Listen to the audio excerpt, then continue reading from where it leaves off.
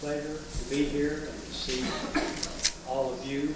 I think we just have to say a wonderful word of thanks to the local people in the area who have planned this, put in hour after hour to get this ready so that we might enjoy it. And I just want to say on behalf of everyone, thank you for all the work that you have done to help bring this together and to help make it possible for us to see each other once again. In the fall of 1965, we arrived on this campus. One of the first things I remember is the new students' honor recital, and what I remember about it is that I wasn't on it.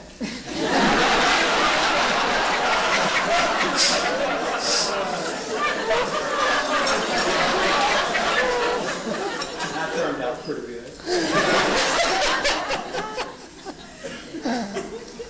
It was a time of getting to know my fellow freshman classmates in the Department of Music. Jan Douglas, Gary Edwards, Rodney Wilson, Becky Payne, Pat Woodard, Ida Lou Moffett, Steve Garner, Don Hicks, and on it goes. I remember thinking, because my interest in music began when I was about 17 years of age at the East Lawn Baptist Church in Pascagoula, Mississippi, of which there are about 10 people here tonight who came from that church. Larry Pittman is actually the person, I suppose, who got my interest in music, and I shall always be thankful to him for that. But I wondered why I was even here. I was in the midst of these people who could play and who could sing, and I felt rather inadequate to be here. Particularly did I feel this way 8 o'clock Tuesday and Thursday mornings, deer training and sightseeing.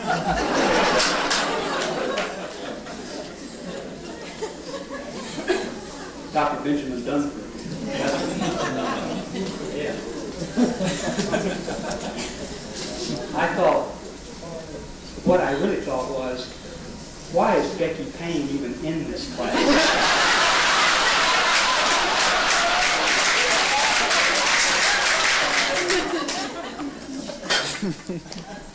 Why is Rodney Wilson even in this class? You knew why I was there. Yeah, I knew why several of us were. I remember thinking about in our freshman theory class, which was Monday, Wednesday, and Friday at 8. We love theory at 8, don't we? It's a punishment. It'll always be inflicted upon freshmen everywhere you go. All Gary Evans was doing in freshman theory was learning the names for everything he'd already heard once. And this was a fellow who had a friend, a guy Kenny, back up in Waverly, New York, wrote trumpet duets together, went up to the mountains up there and played them. And I thought, I couldn't write a piece of music if my life depended on it. I thought, why am I here? Particularly at 8 o'clock Tuesday, Thursday morning, when I frequently walked to class nauseated.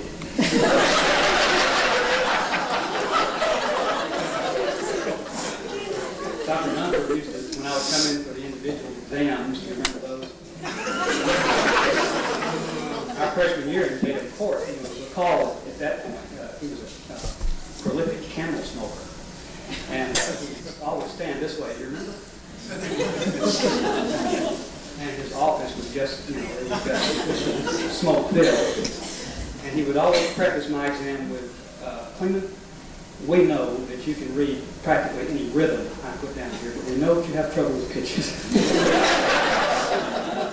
And he said, remember that rhythm is 50% of the exam, and that's about the only way I suspect that I ever passed that. We met our fellow classmen. We we did then, I don't know if they do it now, but we were in awe of the upperclassmen who were already here. I remember Terry Allen Bowers singing I Hear an Onion by Samuel Barber. I can remember Tommy Rushing working on the Cyprian songs by Benjamin Leeds. I can remember Ted Beverly and the way he could play the organ. Richard Kennedy singing The Wondrous Machine. Somehow or another, these upperclassmen seemed to have taken a liking to us, and they made us their friends, and we enjoyed their friendship over the years and continue to enjoy each other's friendship. We also then, of course, met the faculty when we got here. I think I can say that we were in awe of this rather august body of people who were then assembled here. Donald and Francis Winters, Helen McWhorter, Ray Looper, who some of us will always remember as our first teacher of voice, Jamie Breland, Josephine DeArpa, Benjamin and Nancy Dunford.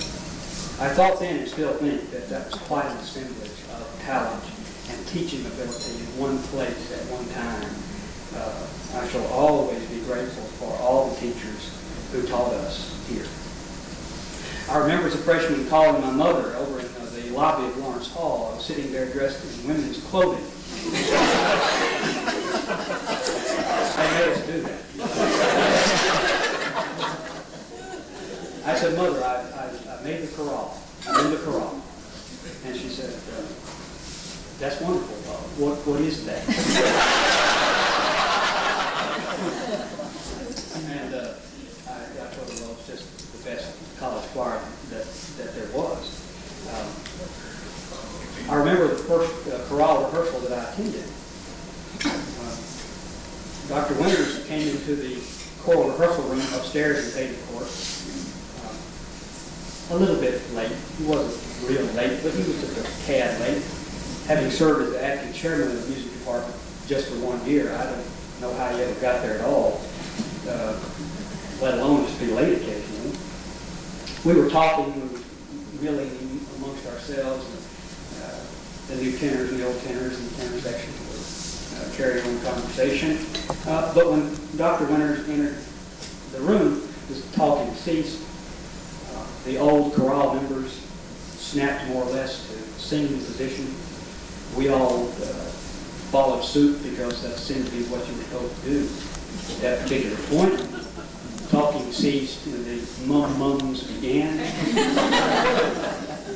And I knew from that point on that we were in for some really good singing for several years. We were in for something else. That spring we had the 10th annual tour of the William Carey College Chorale to New York City. It was a treat for this young man from Pascagoula to be in the Big Apple. Dr. Winters called our room late one night at the Henry Hudson Hotel, you may remember that. And said, Cleamon, is everyone in your room? And I lied and said, yes.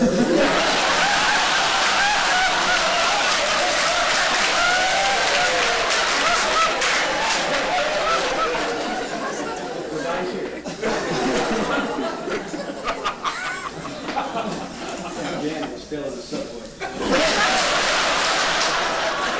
Bad lost. Before I left for that first summer after being in college for 1 year, I went up to Tatum Court just to look around one last time and look through the practice room and just kind of remember what had happened during that year.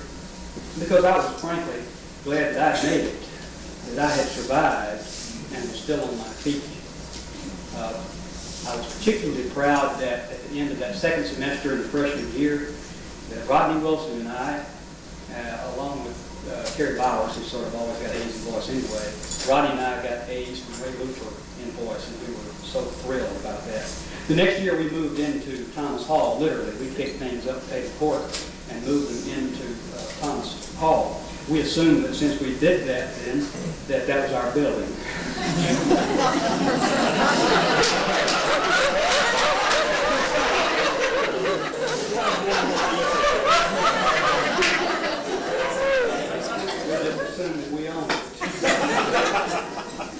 They were born the Tolkien-esque concept of the middle building, which was developed to a fine science, and about which more you might want to learn later. We claimed for ourselves individual practice rooms and decorated them, and why Dr. Winters ever let us do that, I'll never know, but he did not stifle our creativity at that point. We sang the Verdi Te Deum with the New Orleans Symphony Orchestra that year, under Bernard Torkanowski, you may remember that. But all he did was come in and sort of polish off the apple, which Dr. Winters had already done, having taught us the music. And I can recall that Korkanowski came to the campus about 10 days early to have a run-through with us. Dr. Winters had us assembled in used to be called 103 in the back of Thomas Hall. We were all sitting there in our chorale travel outfits, and we performed for him the Verdi Te Deum that day under his direction from memory, about 10 days or 2 weeks before the actual event. I also recall that Dr. Winters came into chorale rehearsal one day and he said, "Up on the risers." We all climbed up on the risers as we did. And he said, "The Verdi Te Deum." And this is after we performed it with the orchestra and taken it on tour. And when it was over, he stopped and said, "Thank you, I just needed to hear the Verdi Te Deum." And I know how you can feel that way. We also sang the Bach St. Matthew Passion that year with the Mobile Symphony Orchestra. James Yestat, conductor, who is now at Louisiana State University. I'll never know, Dr. Winters, how we were able to do that, how you were able to pull that off in 1 year. Coming back from the performance in Mobile, I had Rodney Wilson in my car, Dan Douglas, Gary Evans, Hank Guest, who were coming up Highway 98 very late, and a deer jumped into the path of my Mustang, and we careened all over that road, and the gentleman whom I just named, who were so soundly asleep, leaving me to do the driving, quickly awakened. And thank goodness no one was hurt in that little episode. Our upper levels, or what do we call them? I think we call them upper levels. Where I am now, they're sophomore divisions. Our upper levels were that spring. It seemed to me to be a special occasion. I thought a new shirt and tie would help me sing. I thought it would help me sing Cocoa in Every Valley better. So I went out and purchased that, and Earl Gilmore, you may remember him, guided me through sophomore proficiency or upper level. I remember on tour that spring, or it might have been the first year here, I know Billy Hicks was still here, and he was the chorale president. We were on the bus. I said, "Billy, we have got to stop this bus because I've got to go to the bathroom." Of course, the bus had a bathroom and had in it chairs and all kinds of paraphernalia. It was rendered inoperable for our purposes.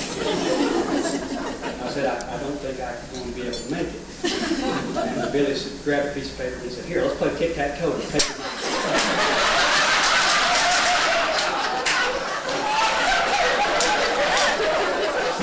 One game to a draw, and I said, "It's not working." We've got to stop this day.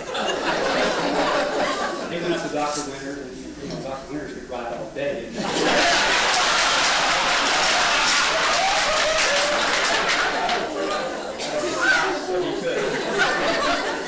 He persuaded him to stop. I walked on the arms of the chair because everybody was sitting in an aisle of the bus. Across everybody, we stopped. I made a hasty exit out the door of the bus, leaving Brenda Lavender to fall flat on her face out of the bus. I looked around, I saw this girl was lying there, and I thought, I can take care of my problem or help her. I took care of mine. The remaining 2 years were spent honing our skills and our respective majors. My policy at that time was everybody studied the same thing the first 2 years. It makes sense to me then, it makes sense to me now. The last 2 years, then you get into your major. My major was church music, and we developed quite a fellowship at that time of those of us who were church music majors. We all grew closer together through the grueling yet joyous process of grinding out assignments for Mrs. Winters. Each of us was trying to top the other student. Jimmy Durham might come to our room and say, "Look at this assignment I've done. It's an evening worship service for a normal service in a Southern Baptist church. Take a look at it." And I would say, "That looks good. Look at this." And I would hand him mine, which I hoped had topped his. I think that characterized our group and the students who were here at that time. We engaged in a healthy rivalry. There remained our senior year with its attendant recitals. Dr. Winters guided me and countless others in this room through our senior recital in voice that year. We were practicing on stage at Thomas Hall. At one point, Dr. Winters was listening to me perform my recital, and he came up on the stage and he said something to the effect that, "Son, you're killing yourself the way you're singing that." He showed me another way to do it, and sure enough, I was able to, it saved my life. I shared the senior recital bill with Don Hicks that night. You remember Don? Don had then and has now the most perfect haircut known to mortal man.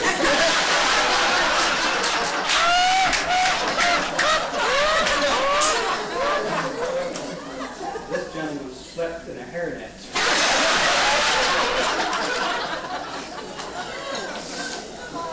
Our year concluded with the Southern Baptist Church Music Conference in New Orleans. We had the opportunity to sing with Ron Nelson and perform on the spot one of his compositions, which to this day, if you listen to it on those recordings, is still hauntingly interesting. We sang with Philip Landgrave. Remember his composition, The Church. We began in those last years the process of trading programs and bulletins amongst ourselves. To this day, about twice a year, I gather up materials and I send them to Dr. Winters. Not so much to brag about my accomplishments, but to say to them, thank you for helping me be what I am. Thank you for the gifts of the love of music and the love of making music. And thanks for helping implant in all of us the desire to excel.